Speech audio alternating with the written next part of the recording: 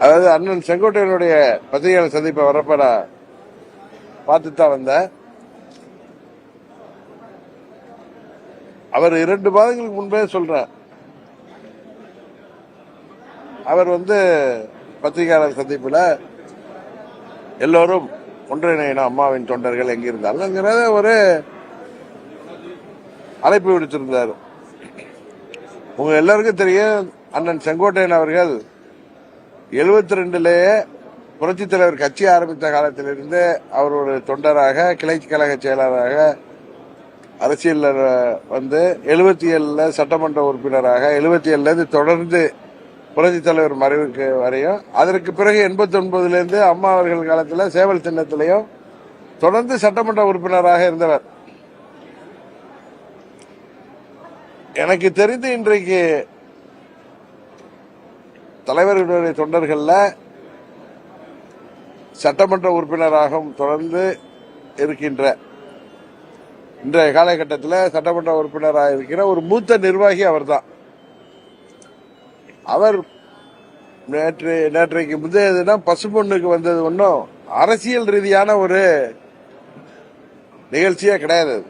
ஏன்னா அவர் ஒரு 10 நாளைக்கு முன்னாடியே என்கிட்ட அண்ணன் ஓபிஎஸ் பேசி, நான் இந்த ஆண்டு பசும்பொண்ணுக்கு வருகிறேன் என்று சொன்ன போது வாங்கன்னு சொல்லி அழைப்பு விடுத்திருந்தோம். உங்களுக்கு தெரியும், அம்மா அவர்கள் காலத்தில் அவங்க முதலமைச்சராக இருந்த போதும் சரி, எதிர்கட்சி தலைவராக இருந்த போதும் சரி, ஆண்டுக்கு ஒரு முறை அம்மா எப்பெல்லாம் பசும்பொன் வர்றாங்களோ அப்ப அண்ணன் செங்கோட்டையன் அவர்கள் அங்கே இருக்கின்ற பாதுகாப்பை எல்லாம் பார்வையிட எஸ்எஸ்டி எல்லாம் தாண்டி கட்சி சார்பாக அவர் ஒரு சீஃபா அங்க வருவார். அதுபோல உங்களுக்கு தெரியும், அம்மாவுடைய தேர்தல் சுற்றுப்பயணமா இருக்கட்டும், எந்த மாவட்டத்தில் மீட்டிங் இருந்தாலும் அங்க பம்பரம் போல முன்னாடி போய் அந்த நிகழ்ச்சிகளை பார்வையிடுவாரு. எனக்கு தெரிந்த வரை நாங்கள் ஆண்டிப்பட்டி பை எலெக்ஷன் அப்பெல்லாம் அம்மாவுடைய டூர் ப்ரோக்ராம் எல்லாம் என்னதான் அங்க மூத்த நிர்வாகிகள் இருந்து திறம்பட செய்திருந்தாலும் அவர் பார்த்துட்டு அதெல்லாம் ஓகே பண்ண பிறகுதான் அம்மா அவர்களே அந்த நிகழ்ச்சிகளுக்கு ஒப்புதல் கொடுப்பாங்க. எனக்கு நல்ல ஞாபகம் இருக்கு, 2002 ஆண்டிப்பட்டி இடைத்தேர்தல் அப்ப அம்மா அவர்கள் அவரை கூப்பிட்டு, அப்பொழுது மாவட்ட செயலாளர் இருந்த தங்கத்தமிழ்ச்செல்வன், நானும், அவர்கள் 2 பேர் இளைஞர்கள், அவர்கள் ஆர்வத்தில் என்ன பல இடங்களுக்கு வரணும்லாம் அவர்கள் நிகழ்ச்சிகளை வச்சிருக்காங்க. அதனால நீங்க போய் பார்த்து எல்லா இடங்களுக்கு நான் போக முடியுமா அந்த 3 நாட்கள்ல 4 நாட்கள்னு சொல்லி அவர் பார்வையிட்ட பிறகுதான் ஓகே பண்ணாங்க. எதனால இதை சொல்றேன்னா, அந்த அளவுக்கு ஒரு முக்கியமான கழகத்துல எல்லா நிகழ்ச்சிகளிலும் முன்னணியில இருந்து அம்மாவுடைய பாதுகாப்பையும், அம்மா அவர்கள் நிகழ்ச்சிக்கு வரணும்னா அது செங்கோட்டையன் ஓகே பண்ணதுதான் நடக்குங்கிற அளவுக்கு ஒரு உயர்ந்த ஸ்தானத்தில் இருந்தவரை அவரை கட்சியை விட்டு நீக்குகின்ற தகுதியே பழனிசாமிக்கு இல்லை. அதான் நான் ரோட்ல விட்டு வர்றப்ப ஒரு தொலைக்காட்சி நண்பர் கேட்டப்ப அதான் சொன்னேன். காரணம், அவர் ஒன்னும் கட்சிக்கு எதிரான எந்த நடவடிக்கைகளும் எடுக்கல. எல்லாரையும் வாங்கன்னு தான் கூப்பிடுறாரு. எங்களையும் அவர் தொலைபேசியில பேசுறப்ப எல்லாம் எந்த மனமாச்சரியம் இருந்தாங்கன்னா நம்ம எல்லாம் ஒன்றா செயல்பட்டாதான் எதிரிகளை வீழ்த்த முடியும்னு சொல்லக்கூடியவர். அன்றைக்கு கூட பசும்பொன் நிகழ்ச்சிங்கிறது எல்லா அரசியல் கட்சிகளை தாண்டி தமிழ்நாடு முழுவதும் பல்வேறு அமைப்புகள், பல்வேறு மதங்களை, பல்வேறு சமுதாயங்களை சேர்ந்தவர்கள்லாம் அது ஒரு கோயில் மாதிரி செல்கிற இடம். 3 நாட்கள் அங்க பெரிய விழா கோலமா இருக்கும். நம்ம மதுரை மாநகரே 3 நாள் பார்த்தா ஏதோ திருவிழா மாதிரி இருக்கும். அந்த நிகழ்ச்சிக்கு அம்மா அவர்கள் கூட நான் பல முறை வந்திருக்கேன். நான் வர்றேன்னு சொல்லி வந்ததுதான். அது நாங்க அது ஒரு அரசியல் நிகழ்வாவே நாங்க அதை பார்க்கல. உங்களுக்கு கூட தெரியும், அண்ணன் ஓபிஎஸ் அவர் ஒன்னா வந்தாங்க. நான் அங்க அவங்களோட சேர்ந்து அங்க நினைவிடத்துல அஞ்சலி செலுத்தி விட்டு சென்றோம். நீங்க கேட்டப்ப சொன்ன துரோகத்தை அவர் ஒண்ணுமே பேசல. நான் சொன்ன துரோகத்தை வீழ்த்துவதற்கு நாங்கள் எல்லாம் ஒன்றா இணைந்திருக்கோம் அப்படின்னு சொன்னோம். அவர் எதுவும் அரசியலை செய்யல. நான் கூட அரசியல் ரீதியா அவங்க கேள்விகள் பதில் சொன்னேன். பழனிசாமி சொல்லுவாங்கல்ல, கெடுவான் கேடு நினைப்பான்ங்கிற மாதிரி, விநாச கால விபரீத புத்தி மாதிரி, ஏற்கனவே புரட்சி தலைவர் கண்ட இயக்கத்தை அவர் தலைமையில் ஆட்சியில் இருந்த போதும் எந்த தேர்தலையும் அவர்களால் சோபிக்க முடியாமல் இரட்டையில இன்றைக்கு மிகவும் பலவீனப்படுகின்ற அளவிற்கு தான் பதவியில் இருந்தால் போதும் கங்கார் இந்த குட்டியை கட்டி பிடிச்சிட்டு இருக்குமே, மடியில உட்காந்து குட்டியை கட்டி பிடிச்சிட்டு இருக்குமே, அதே மாதிரி பதவியை கட்டி பிடிச்சிட்டு உட்கார்ந்துருக்காரு. அவருக்கு சுயநலத்தை தாண்டி எதுவும் இல்லை. செங்கோட்டையன் போன்ற மூத்த நிர்வாகி நீக்கியது தன் தலைய, நம்ம ஊர்ல சொல்லுவாங்கல்ல, தலைய கொல்லிக்கட்டை எடுத்து தலையை சொரிஞ்சு கொண்ட மாதிரிதான் அவருடைய செயல்பாடு. குரங்கு கையில சிக்கிய பூமாலையா இன்றைக்கு அந்த இயக்கம் காலம் செய்த சதி போல பழனிசாமி கையில இருந்துட்டு 21 தேர்தலில் திமுக ஆட்சிக்கு வர காரணமாக இருந்த பழனிசாமி சுயநலத்தால, பதவி வெறியால, யாரையும் கட்சியை அவர் கபலீகரம் செய்து வைத்திருக்கின்ற பதவியை யாராவது தட்டி பறித்து விடுகிறாங்கிற பயத்தில் 21 எப்படி செயல்பட்டார்னு உங்களுக்கு தெரியும். எனக்கு ஒரே சிரிப்பு என்னன்னா, அவர் செங்கோட்டை அண்ணனையும் அண்ணன் ஓபிஎஸ் அவர்களை என்னையும் பார்த்து அவர் துரோகிகள்னு சொல்றாங்க. ஈவன் எங்க சித்தியும் பார்த்து சொல்றாரு, அவருக்கு பதவியை உட்கார வச்சுட்டு சிறைக்கு சென்றவர்கள் இன்று வரை கூட அவங்க ஒரு வார்த்தையை யாரையும் எதிர்த்து பேசினதா எனக்கு தெரியல. எல்லாம் ஒன்னா இருக்கணும் தான் அவங்களும் பேசிட்டு இருக்காங்க, சித்தியும்.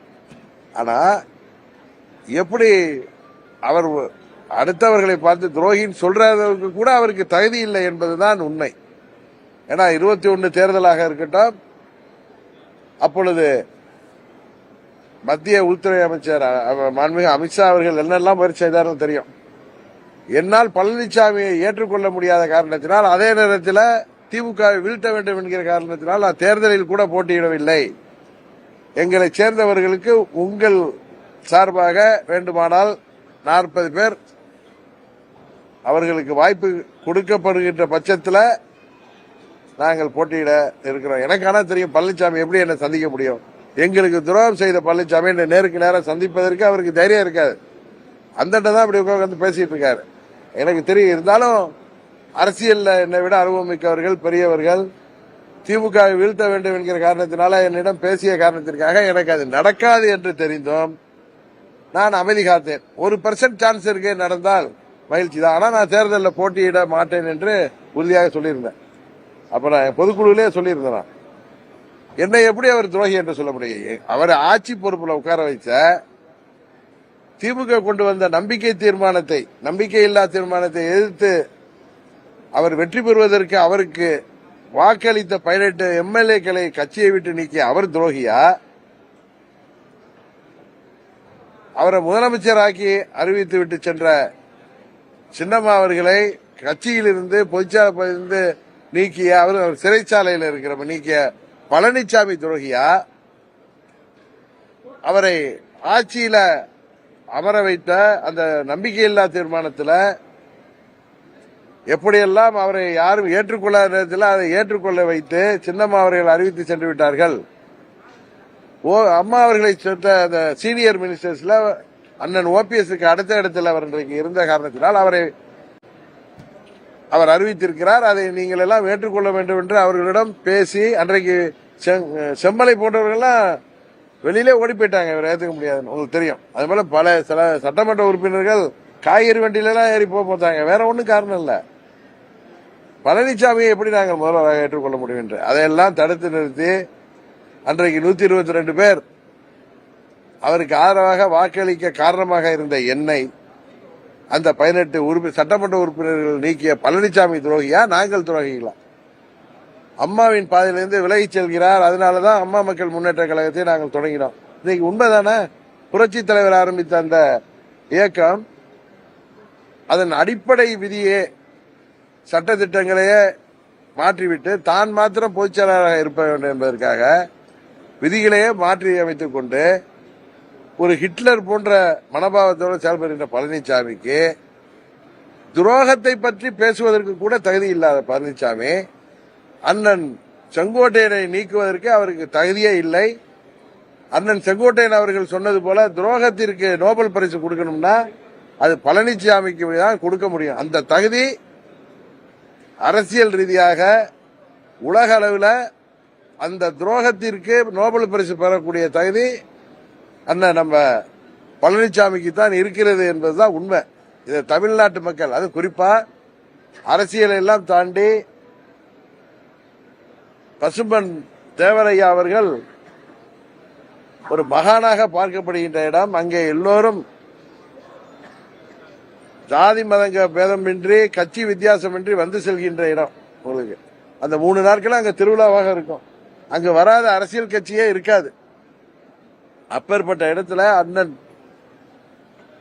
செங்கோட்டையன் வந்து சென்றவரை நீக்கி இருப்பதற்கு உறுதியாக இந்த தேர்தலில் தென் தமிழ்நாட்டு மக்கள் அவர்கள் எல்லாம் பெரிதும் மதித்து போற்றி வணங்கக்கூடிய சாதி மதங்களுக்கு அப்பாற்பட்ட தலைவராக ஒரு மகானாக விளங்கக்கூடிய பசும்பொன் தேவரையா அவர்கள் நினைவிடத்திற்கு வந்து சென்று அவருக்கு அஞ்சலி செலுத்திவிட்டு சென்ற குங்கு நாட்டு தங்கம் எங்கள் அண்ணன் KS அவர்களை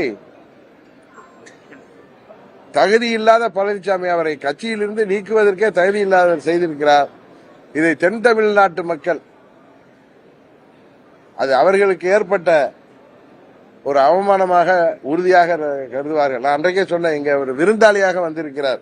நீங்க உங்க பத்திரிகையாளர் சந்திப்பிலே பசும்பொண்ணுக்கு அவர் விருந்தாளியாக வந்திருக்கிறார் தான் நான் சொன்னேன். அவரை இவர் கட்சியை விட்டு நீக்கி அவரை வருத்தப்பட செய்திருக்கார். இதற்கு உறுதியாக இந்த தேர்தலில் எப்படி 21 தேர்தலில் பழனிசாமி ஆட்சி பொறுப்புக்கு வரவிடாமல் அவர் செய்த அரசியல் தவறுகளால் பொலிட்டிக்கல் பிளண்டர்னால ஆட்சிக்கு வரவிடாமல் செய்த அவருடைய அரசியல் தவறால் பாதிக்கப்பட்ட 104 சமுதாயத்தைச் சேர்ந்த மக்கள் அவரை அன்றைக்கு தோற்கடித்தார்களா, அதை விட மோசமான தோல்வியை அவர் தென் தமிழ்நாட்டில் சந்திக்க போகிறார். காரணம், செங்கோட்டையன் போன்ற மூத்த நிர்வாகி துரோகி என்று சொல்லி அவரை கட்சியை விட்டு நீக்கிற தகுதியே இல்லாத பழனிசாமி அதிமுக கட்சியே இன்றைக்கு அழித்துவிட்டு எடப்பாடி திமுக நடத்தி கொண்டிருக்கிற பழனிசாமிக்கு எந்தவித தகுதியும் இல்லை என்பதுதான் அனைவரின் கருத்தும்.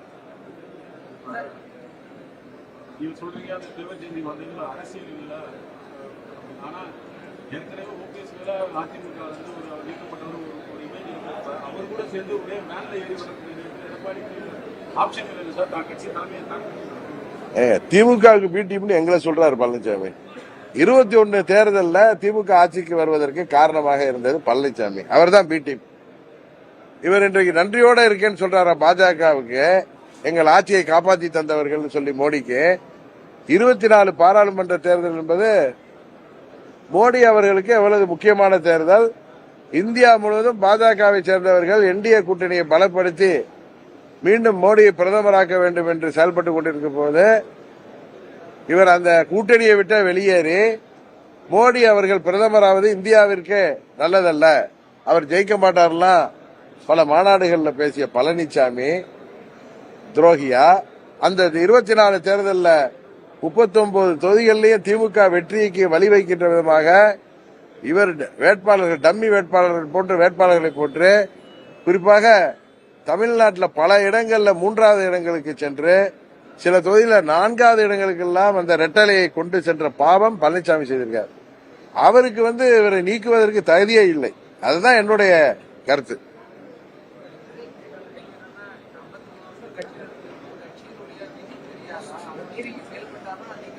சார், கட்சியோட விதி பழனிசாமிக்கு தெரியாதா? புரட்சி தலைவர் உருவாக்கிய கட்சி விதிகளை அதான் அவர் திமுகவில் தன்னை நீக்கப்பட்டுவதனால் எவ்வளவு மன வலிக்கு உள்ளாகி அவர் உருவாக்கிய அந்த விதி எந்த கட்சியிலும் இல்லாத விதியாக யார் வேண்டுமானாலும் பொதுச்செயலாளர் தேர்தலில் போட்டியிடலாம், அவரை பொது உறுப்பினர்கள் தான் தேர்ந்தெடுக்க வேண்டும் என்ற விதியை 2017 செப்டம்பர் 12ஆம் தேதி பொதுக்குழுவில் ஒருங்கிணைப்பாளர் இணை ஒருங்கிணைப்பாளர் பதவியை உருவாக்கி அதை பொதுக்குழு தான் தேர்ந்தெடுக்கணும் அப்படிங்கிற ஒரு சட்ட விதியை உருவாக்கி அதை கேவலப்படுத்தியவர் பழனிசாமி. பெரிய எதிர்ப்பு வந்ததும் அந்த விதிகளை தளர்த்திவிட்டு, ஆனால் பொதுச் செயலாளர் தேர்தல் எந்த தொண்டர் கூட வரலாங்கிற ஒரு இதை மாற்றி பல கடுமையான விதிகளை விதித்து அந்த விதிகளையே புறந்தள்ளியவர் போய் விதியை பற்றி பேசுறது எப்படி சரியாக இருக்க முடியும்?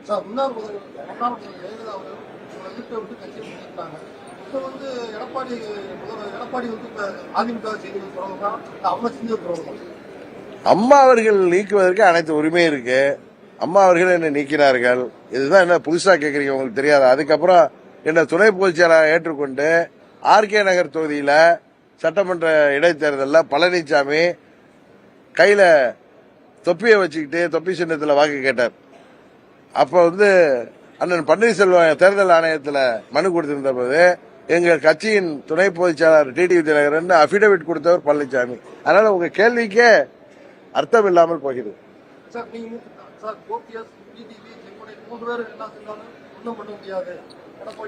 நாங்க எதுவுமே பண்ண வேணாம். எடப்பாடியே தான் அழிவை தானே தேடிக்கொண்டிருக்கிறார். அவர் செய்த துரோகம் இந்த தேர்தலில் அவரை வீழ்த்தாமல் விடாது. இதுக்கு யாருமே தேவையில்லை. அவர் செய்த துரோகம் அவரை வீழ்த்திவிடும். அவர் தொண்டர்கள் எல்லாம் இப்பொழுது வீழ்த்திக் கொள்ளவில்லை என்றால் இந்த தேர்தலில் எடப்பாடியை வீழ்த்திவிட்டு புரட்சித் தலைவர் ஆரம்பித்த அதே சட்டத்திட்ட விதிகளை உருவாக்கி அனைத்து இந்திய அண்ணா திராவிட முன்னேற்ற கழகத்தை உறுதியாக அண்ணன் செங்கோட்டையன், அண்ணன் OPS அவர்களோடு சேர்ந்து நாங்கள் மீண்டும் அந்த இயக்கத்தை உருவாக்குவோம். அதுதான் நடக்க போகுது. நீங்க பாருங்க.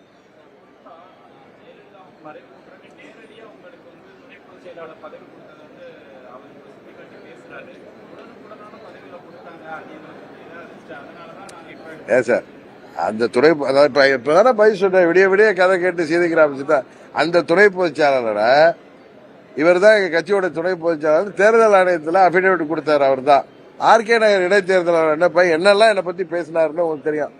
இன்றைக்கு அவர் எதையாவது சொல்லி சமாளிக்க வேண்டுங்கிறதுக்காக அவர் பேசிட்டு இருக்கிறதெல்லாம் ஒரு கேள்வி எடுத்து நீங்க கேட்கறது உண்மையாவே உங்க நேரத்தையும் என் நேரத்தையும் வீணடிப்பதாக தான் நினைக்கிறேன்.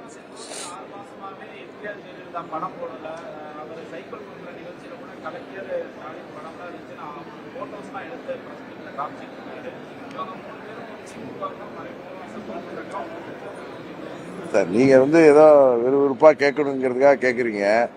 திமுகவுக்கு பி டீமே பழனிசாமி தாங்கிறது ஊருக்கே தெரியும். 21 தேர்தலில் திமுக ஜெயிப்பதற்கு காரணமே பழனிசாமியோடைய அந்த குறுக்கு புத்தி தான். அதுபோல 24 பாராளுமன்ற தேர்தலில் திமுக 39 இடங்களையும் ஜெயிப்பதற்கு காரணமே பழனிசாமியோடைய அந்த பி டீம் செயல்பாடு தான். ஏன்னா தான் மீது எந்த வழக்கும் வந்துவிடக் கூடாது என்பதற்காக அவர் போடுகின்ற வேஷம் தான் இது.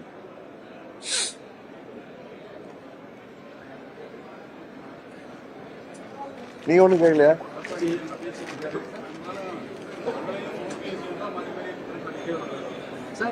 அவருக்கு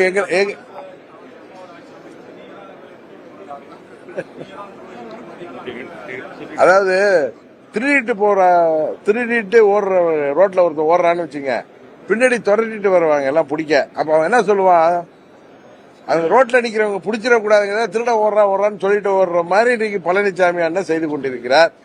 இந்த தேர்தலில் உங்களுக்கு சொல்ற பழனிசாமியின் துரோகம் வீழ்த்தப்படும். அதற்கு அம்மா மக்கள் முன்னேற்ற கழகம் தான் அதற்கான ஜனநாயக ஆயுதம். இதற்காக அம்மா மக்கள் முன்னேற்ற கழகம் எந்த ஆயுதத்தை கையில் எடுக்க போகிறது என்பதை நீங்கள் பொறுத்திருந்து பாருங்கள்.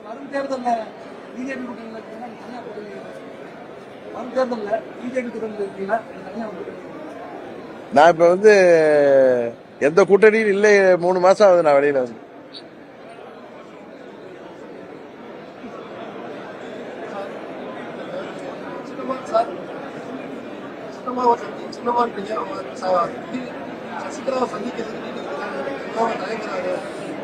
அப்படின்னு நீங்க சொல்றதுக்கெல்லாம் நான் பய சொல்றேன். அவங்க முதல்ல சின்னம்மா தாண்டி எங்க சித்தி அவங்க, புரியுதா? அத நீங்க முதல்ல அத சித்திங்கிறதுக்கும் சின்னம்மாவுக்கும் உள்ள வித்தியாசத்தை நீங்க புரிஞ்சுக்கிட்டீங்கன்னா அந்த கேள்வியை கேட்க மாட்டீங்க.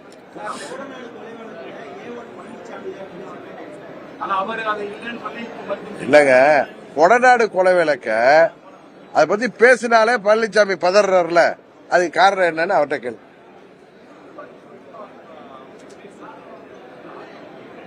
சார் நான் சொல்றேன் சார், துரோகம் செய்த பழனிசாமி தான் துரோகத்தை மறைப்பதற்கு அடுத்தவங்க மேல துரோகின்னு பட்டா சொல்றது இத நீங்க வேணா நீங்க உங்களுக்கு விறுவிறுப்பா இருக்குன்னு கேட்கலாம். எல்லாருக்கும் தெரியும், 3 வயது குழந்தைக்கு கூட துரோகம்னா அது யாருன்னா பழனிசாமி படத்தை கை காமிக்கும். அதுதான் இன்றைக்கு நிலைமை.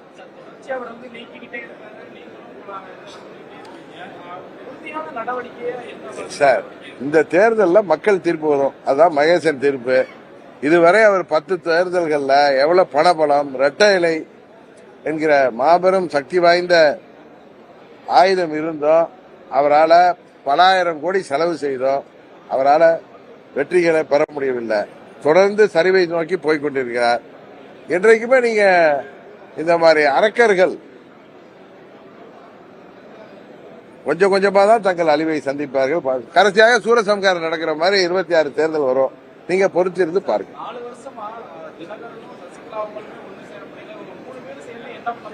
சார் இல்ல அது நீங்க பேசலாம் சார், நீங்களே பேசலாம். இது அம்மா மக்கள் முன்னேற்ற கழகம். இது வந்து எங்க சித்தி ஜெயில இருக்கிறப்ப ஆரம்பிக்கப்பட்ட இயக்கம். இதுல நாங்க 2 பேரும் ரோட்ல ஒன்னா கை கோத்துட்டு நிக்கணுங்கிற அவசியம் இல்ல. எங்க தொண்டர்களே போதும், தமிழ்நாட்டு மக்கள் போதும். அவர் செய்த துரோகம் அவரை வீழ்த்திவிடும். நீங்க விருப்பப்படுறதுக்காக சார் நாங்க அவரு நீங்களே ஒன்னா நிக்கல அப்படி நீங்க கேட்கறதுக்காக நாங்கள் எல்லாம் ஒன்னா நிக்க வேண்டிய அவசியம் வராது. தேவை ஏற்படும் பொழுது நாங்கள் எல்லாரும் ஒன்றாக இருப்போம்.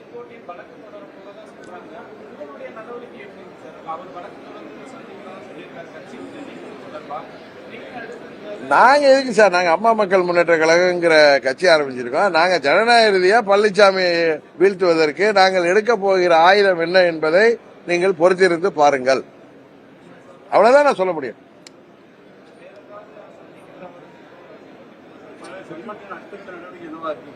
நீங்க அவர்கிட்ட தான் கேட்கணும். நீங்க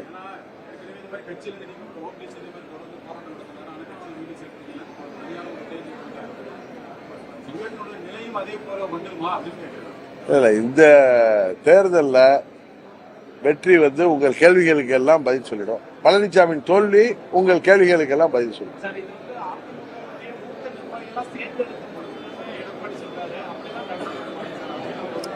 சார் சார் செங்கோட்டையனை விட மூத்த நிர்வாகி அங்க யாரும் கிடையாது சார். அவ்வளவுதான் நான் உங்களுக்கு சொல்ல முடியும்.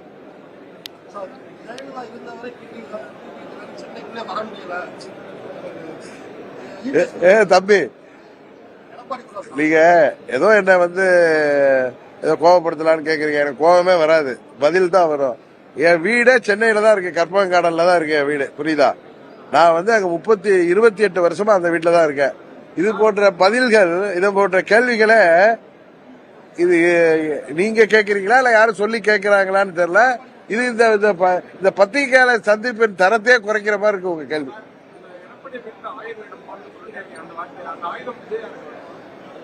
அந்த ஆயுதம் என்ன என்பதை பொறுமையாக இருந்து பாருங்கள் தான் நான் சொல்லுவேன். அது வந்து உங்களுக்கு தேர்தல் சமயத்துல தெரியும். ஆயுதத்தை எடுக்க போர்க்களத்துல தானே எடுக்க முடியும். அந்த நேரத்தை தெரியும். போர் வர்றதுக்கான சூழ்நிலைகள் உருவாக்கிட்டு இருக்கு. அதனாலதான் பழனிசாமி எதையும் புரியாம கொல்லிக்கட்டை எடுத்து தலையில சொரிஞ்சிட்டு இருக்க. புரியுதா? அவருடைய ஆயுதம் கொல்லிக்கட்டை தலையில வச்சுக்கிறது தான். எங்கள் ஆயுதம் நீங்க தேர்தல் நேரத்தில் பாருங்க சார். கொஞ்சம் வெயிட் பண்ணுங்க. 2-3 மாதங்கள் தானே வெயிட் பண்ண போறீங்க.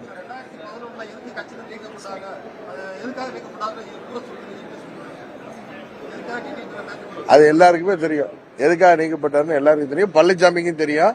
அதனால அதை வந்து திரும்ப சொல்ல வேணாம். பழனிசாமிட்டே கேளுங்க எதுக்காக நீக்கப்பட்டாருன்னு. வேற என்ன கேள்வி நீங்க கேளுங்க. வேற எதுவும் பழனிசாமி சொல்லி கேட்கறதா இருந்தாலும், ஏன்னா அது ஒரு அருமையான பத்திரிகையாளர் சந்திப்பு, அருமையான கேள்விகளை என்ன கேட்கிறாங்க. கரெக்டா? நீங்க அதே மாதிரி நேரத்துல நீங்க ஏதோ ஒரு பிஹெச்டி கிளாஸ்ல ஆல்பா ஏபிசிடி கிளாஸ் மாதிரி கேட்கறது அது உங்களுக்கு பெருமையா இருக்கலாம். எனக்கு அது வந்து சிரிப்பு தான் வருது.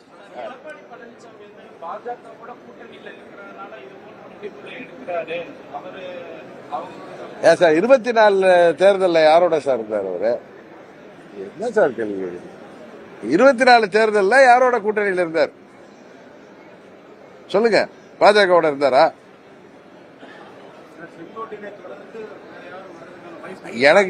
எனக்கு யூகம் ஜோசியத்தெல்லாம் தெரியாது. எனக்கு தெரியாது. சும்மா சொல்றது இல்ல. சும்மா வேணா பொய் சொல்லிட்டுப்பா. பழனிசாமியே வந்தாலும் வந்துருவாரு கட்சி. இப்பதான் சிரிக்கிறாரு இவரு.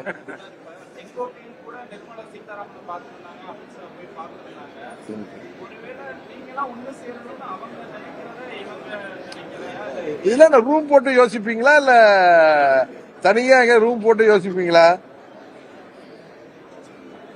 என்ன பிரதர் நீங்க யாருக்கு பின்புலத்துல யார் இருக்கா, முன்புலத்துல யார் இருக்கான்னு தெரியாது. செங்கோட்டையன் கட்சியை விட்டு நீக்கப்பட்டது பழனிசாமியுடைய சுயநலமும் பதவி வெறி தான் காரணம், வேற எதுவும் கிடையாது.